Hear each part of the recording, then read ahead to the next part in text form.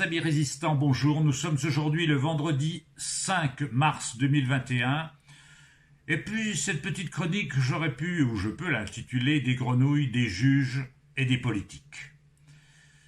Je partirai d'un fait divers qui en soi pourrait paraître dérisoire au niveau national, en tout cas là au niveau où je parle, mais qui est ô combien révélateur de la société nauséabonde dans laquelle on vit, société coupable vis-à-vis de la nature, parce que tout le monde fait des déclarations vertueuses en disant il faut protéger les espaces, les espèces, laisser ce monde viable, ne pas faire disparaître toutes les espèces animales, essayer de conserver pour les générations futures et pour la nature elle-même de la vie sur cette planète. Et concrètement, tous les jours, partout, on assiste au déménagement de la nature, soit pour la sottise des hommes, leur bêtise indécrottable, soit pour des intérêts cupides, mercantiles, le développement, l'aménagement du territoire, derrière lesquels se cachent les tiroirs-caisses, des lobbies en tout genre, des parasites sociaux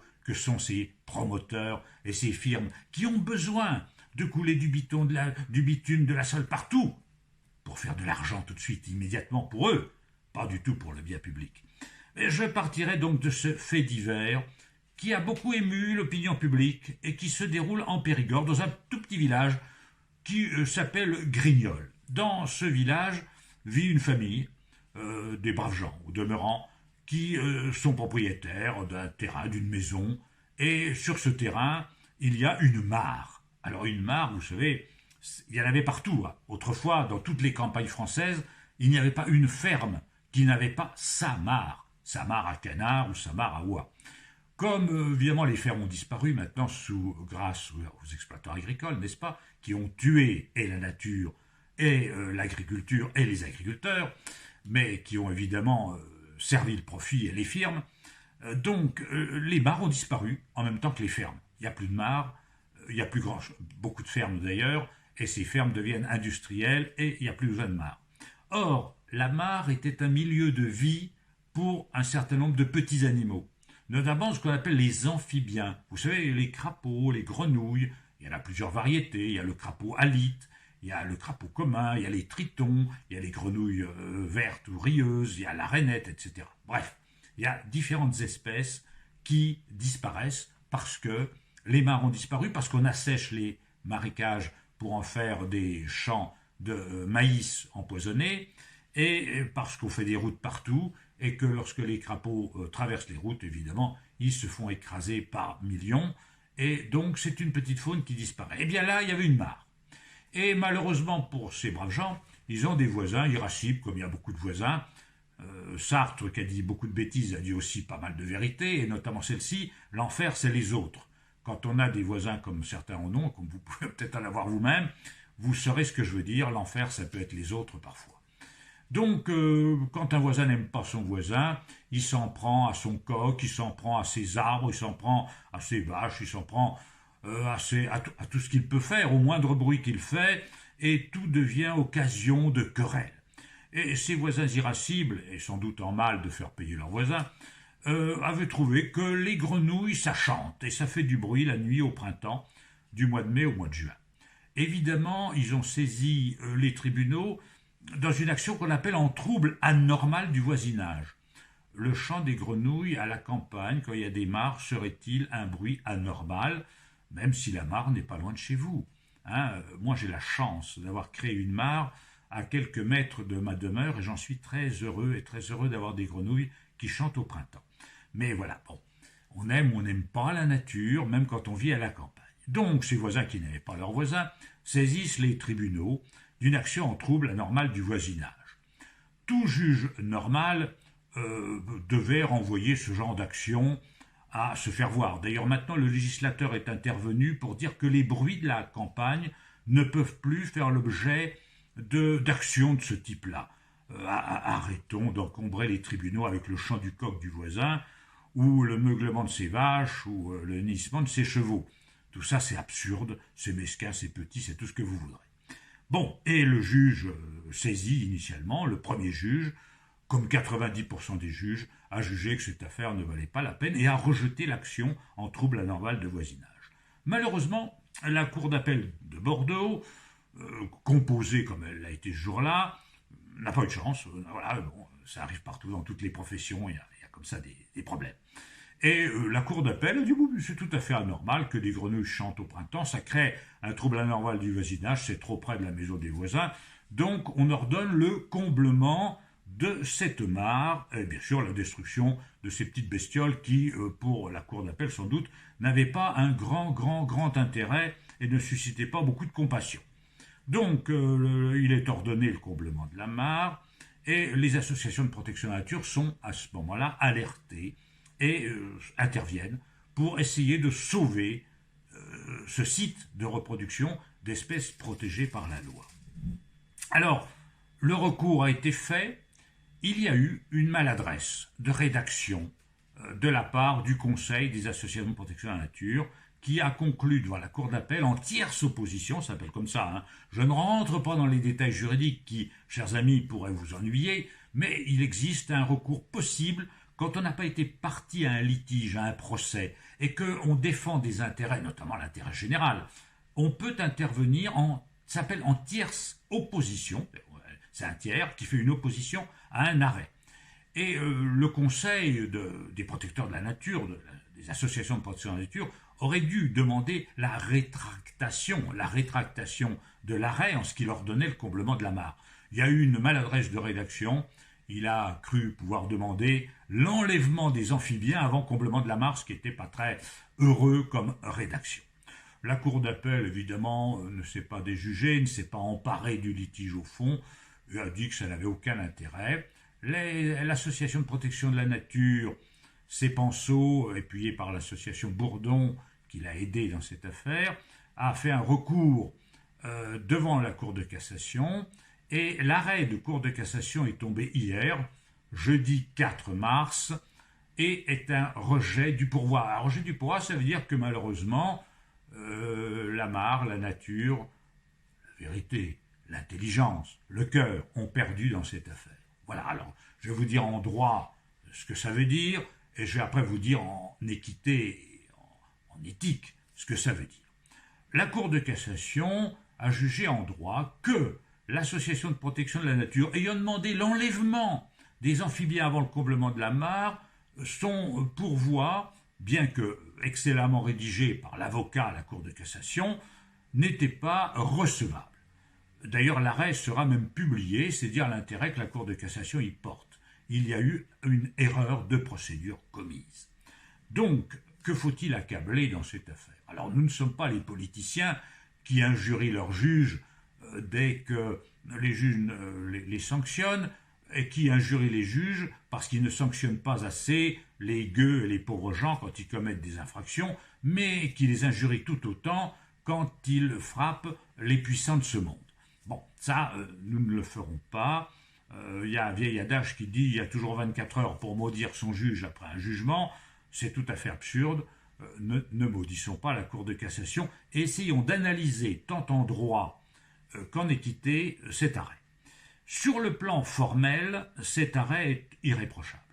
Et effectivement, il y a eu une erreur initiale de procédure et la Cour de cassation pouvait, en la forme, rejeter le pourvoi des protecteurs de la nature et dire bah, tant pis, voilà, la Cour d'appel a dit ce qu'elle a dit, on en pense ce qu'on veut, même la Cour de cassation en pense ce qu'elle veut, mais vu la procédure, je ne peux pas, moi, Cour de cassation, casser cet arrêt, donc la mare doit être comblée. Voilà, c'est le sens de l'arrêt. Est-ce que la Cour de cassation pouvait, en droit et en toute objectivité, en toute impartialité, juger autrement? Eh bien, je réponds oui. Je ne lui fais pas le grief de s'être trompé en droit, mais je dis que, et je vais vous le démontrer, il pouvait être jugé autrement. Pourquoi? Le comblement d'une mare et la destruction d'espèces protégées constituent, en droit français, un délit correctionnel. Une loi du 10 juillet 1976 relative à la protection de la nature, loi 76-629, c'est sa référence, énonce en son article 1er un bel adage. je le cite, « Il est du devoir de chacun de veiller à la sauvegarde du patrimoine naturel dans lequel il vit. » Les articles suivants prévoient qu'un certain nombre d'espèces animales et végétales sont protégées lorsqu'elles figurent sur des arrêtés ministériels qui fixent une liste d'espèces protégées. Et l'article 30 de la loi du 10 juillet 1976 érige en délit correctionnel le fait de détruire des espèces protégées et de détruire leur site de reproduction, donc de détruire les mares. Donc, combler une mare, détruire les espèces qui y vivent, détruire ce site de nidification, de reproduction de ces espèces, constitue, d'après la loi, qui est maintenant codifiée à l'article L411-1 du Code de l'environnement, un délit correctionnel. C'est quoi un délit? Un délit, c'est une infraction pénale. Les infractions pénales se classent, mes amis, en 3 catégories selon leur gravité. Il y a les contraventions, juge de police, c'est les petites infractions les moins graves. Il y a les crimes qui sont tout à fait au sommet. Les crimes, c'est pas que les meurtres, c'est les viols, c'est les faux en écriture publique, c'est tout. Bon. Donc, les crimes qui relèvent de la cour d'assises. Et entre les deux, vous avez les délits correctionnels. Les délits correctionnels, il y a la destruction des espèces protégées, nous y sommes, mais il y a aussi le vol, l'escroquerie, les agressions sexuelles autres que les viols, les coups et blessures, etc. Bon, c'est pas intéressant tout ça. Imaginez un instant qu'une cour d'appel, par son arrêt, autorise quelqu'un non plus à combler une mare, mais à commettre un fait qui soit un vol, une escroquerie, un abus de confiance, une agression sexuelle, un acte de pédophilie, par exemple. Qu'en penserait-on? Que c'est évidemment contraire à l'ordre public. Mais en l'espèce, c'est bien un délit correctionnel qui est commis. Oui, c'est un délit correctionnel. Et la Cour de cassation pouvait, au nom de l'ordre public, en cette affaire, par-delà l'erreur de procédure que je signalais tout à l'heure, relever cette atteinte à l'ordre public, à la loi pénale, et dire qu'en aucun cas, une action en trouble de voisinage pouvait aboutir à la commission d'une infraction pénale. Or, c'est bien ce qui a lieu en cette affaire. Donc, la Cour de cassation a jugé en droit sur le plan de la procédure de manière qui est irréprochable, mais sur le fond, la Cour de cassation pouvait sauver la protection de la nature et la loi en disant que l'atteinte portée par cet arrêt était contraire à quelque chose qui est d'ordre public auquel on ne pouvait pas transgresser. Voilà. Donc, si vous voulez, qu'est-ce que ça prouve? Ça prouve que dans l'esprit de notre société, pas que des magistrats d'ailleurs de la Cour de cassation, il y a les délits graves, vol, pédophilie, agression, tout ça, coups et blessures, escroquerie, abus de confiance, et puis la protection de la nature. Bon, oui, c'est des délits, juridiquement. Juridiquement, ce sont des délits, comme les autres. Exactement comme les autres. Mais bon, c'est mineur, hein? C'est pas quelque chose qu'on prend très au sérieux. C'est ça que ça veut dire. Et c'est cette affaire, voyez-vous, c'est le procès de notre société. C'est tout le procès de notre société qui n'attribue pas à la biodiversité la valeur qu'elle a. Et cette valeur, voyez-vous, elle est fondamentale. La préservation de la nature passe peut-être avant tout le reste. Parce que ceci conditionne la viabilité de la Terre. C'est grave de détruire des espèces protégées. C'est très grave, messieurs les ministres, les préfets, les députés, les juges. C'est très grave. C'est très grave de porter atteinte à la vie.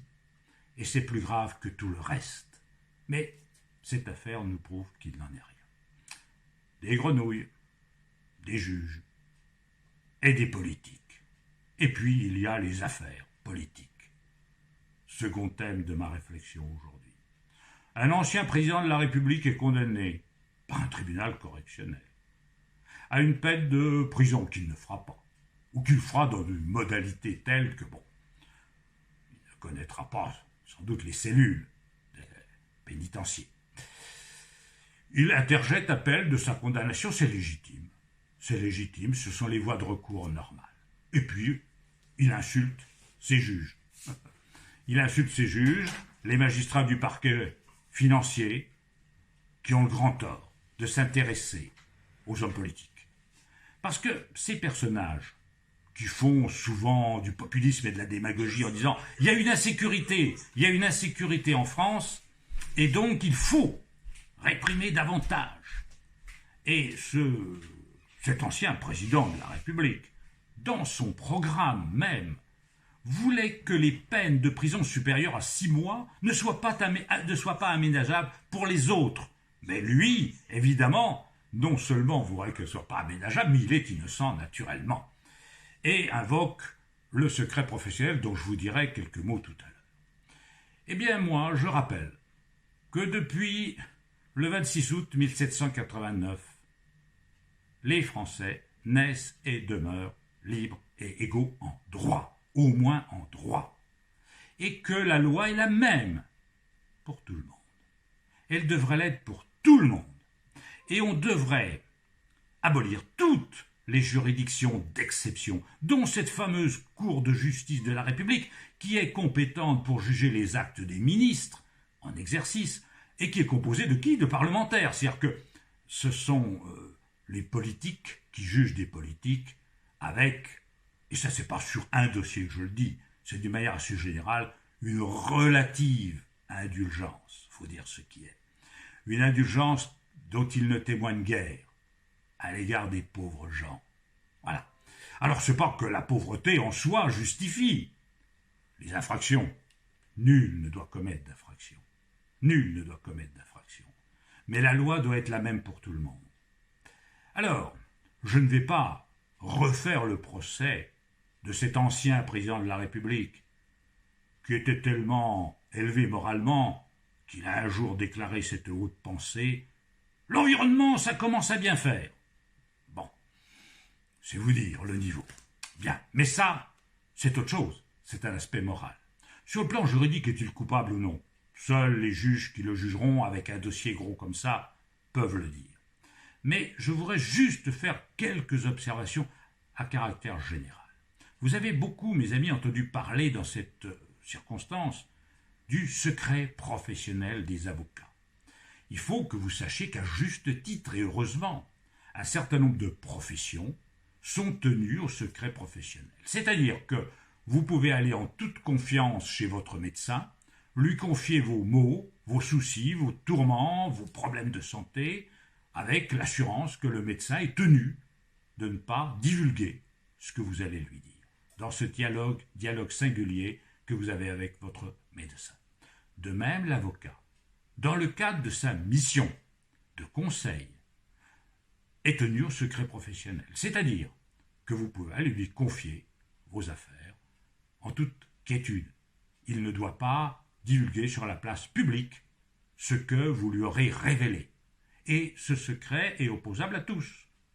Et on doit le respecter, et il est fort important, de même qu'un journaliste bénéficie du secret de ses sources, c'est-à-dire qu'il n'a pas à informer qui que ce soit de qui lui communique l'information. Mais c'est à dire que cela crée une impunité. Si vous allez trouver votre avocat pour lui demander de vous fournir une arme, un poison, pour supprimer un rival, un voisin, les voisins c'est l'enfer, hein, vous le savez, vous vous souvenez de ce que je vous disais tout à l'heure. Si vous allez trouver votre avocat pour lui demander de vous fournir les moyens de commettre un délit ou un crime, on n'est plus dans le cadre du secret professionnel. Un médecin, un avocat, un juge, un notaire n'est pas au-dessus des citoyens. Il ne peut pas participer, être complice d'un délit quel qu'il soit. Et dès lors qu'il y a délit, il n'y a plus secret professionnel.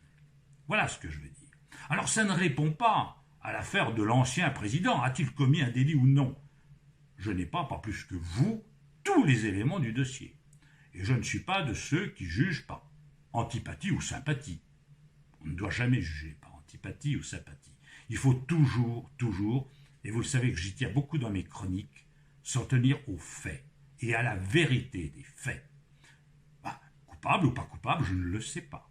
Mais je dis que si un ancien président de la République, avec son avocat, fomente des idées de favoritisme à l'égard de tel ou tel haut fonctionnaire ou magistrat, en lui faisant miroiter qu'il pourrait obtenir un avancement quelque part dans une sinécure particulièrement méditerranéenne, si tel est le cas, il y a, et je dis bien si, il y a infraction. Et s'il y a infraction, il n'y a plus secret professionnel.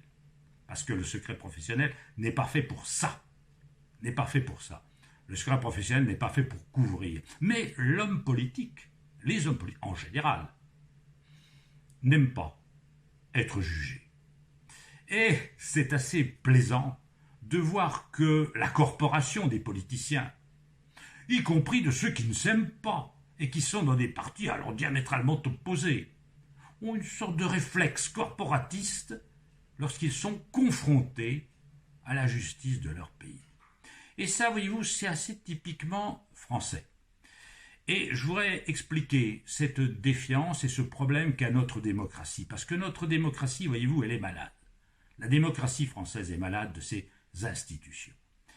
Il faut savoir qu'en France, on a connu un temps, sous Louis XV ou sous Louis XVI, où il y avait un conflit majeur entre le roi et les parlements. Et les parlements de ce temps-là, sur les ancêtres, si vous voulez, des cours de cassation, Conseil d'État, les ancêtres se battaient contre le roi, mais pas pour la démocratie, pour la défense souvent des privilèges, et d'abord des magistrats de l'époque, défendaient la féodalité. Et quand la Révolution survint, il y a eu une défiance à l'égard de ces parlements. Et cette défiance, on la retrouve en France, alors qu'elle n'existe pas en Allemagne, en Italie, en Espagne, en Angleterre, aux États-Unis, où il y a un véritable pouvoir judiciaire. Alors qu'en France, on a voulu subordonner le pouvoir judiciaire au pouvoir politique. Erreur fondamentale, et oubli de la leçon de Montesquieu, qui était pourtant un Français, et qui avait bien théorisé la séparation des pouvoirs législatifs, exécutifs, judiciaires, sur un pied d'égalité. Pourquoi ? Parce que, pour tout observateur, on le sait bien, le pouvoir corrompt, et le pouvoir absolu corrompt absolument. Donc si vous conférez à des individus tous les pouvoirs, ils en abuseront naturellement, c'est tellement humain. Donc, pour que le pouvoir ne nuise pas et soit utile à la collectivité, il faut le limiter. Et pour le limiter, il faut le diviser. Il y a celui qui fait la loi, il y a celui qui exécute, et il y a celui qui juge.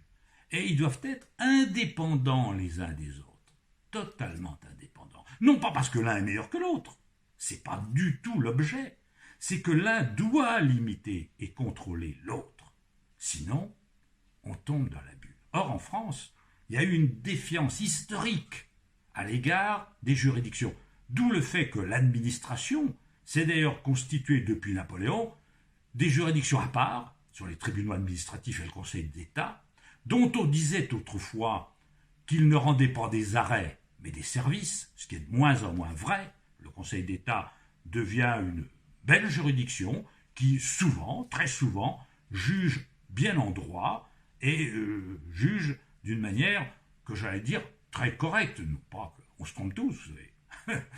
Celui qui ne fait rien ne se trompe jamais.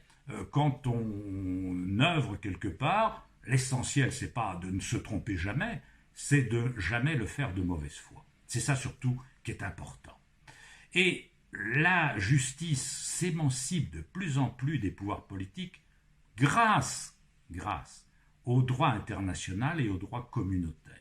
Parce que maintenant, le juge a un pouvoir de conventionnalité, de contrôler le législateur et le pouvoir via les cours supérieures. Sur notamment, je ne vais pas entrer dans les détails, mais la Cour européenne des droits de l'homme, qui siège à Strasbourg, et la Cour de Luxembourg, qui est la Cour de justice de l'Union européenne.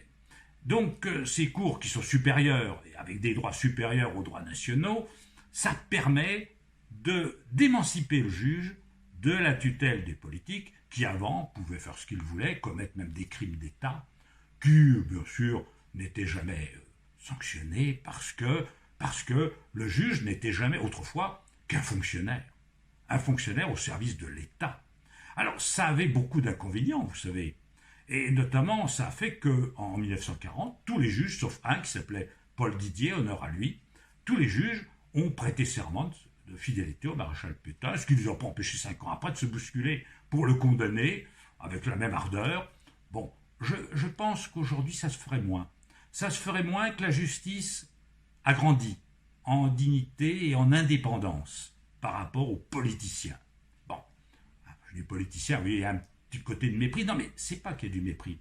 C'est que il y a un excès de pouvoir chez nous de l'exécutif. L'exécutif a pris trop de pouvoir sur le législatif et sur le judiciaire dans l'institution de la Ve République, et le chef de l'État, non pas celui-là, mais le chef de l'État institutionnellement, est devenu une sorte de monarque institutionnel, ce qui fait que notre démocratie, par rapport aux autres grandes démocraties occidentales, évidemment, par rapport à la Turquie ou à la Russie de Poutine, ça va, hein, on peut être content. Là, quand on se compare, on se console, même quand on se contemple, on se désole. Hein. Mais en se comparant évidemment à la Turquie ou à la Russie, on peut effectivement se consoler. Mais quand on se compare à d'autres démocraties occidentales, je trouve qu'on on prend beaucoup de retard actuellement, et cette hostilité des politiciens qui crachent sur la justice, quand la justice ose mettre son nez dans leur petite ou grande turpitude, ça ne montre pas une grande maturité de la démocratie française. La démocratie gagnerait à ce qu'on en revienne à la théorie de Montesquieu, à une séparation des pouvoirs pour que le pouvoir absolu ne corrompe plus absolument et que la loi soit au service de tous et qu'il y ait vraiment, vraiment une égalité de droit.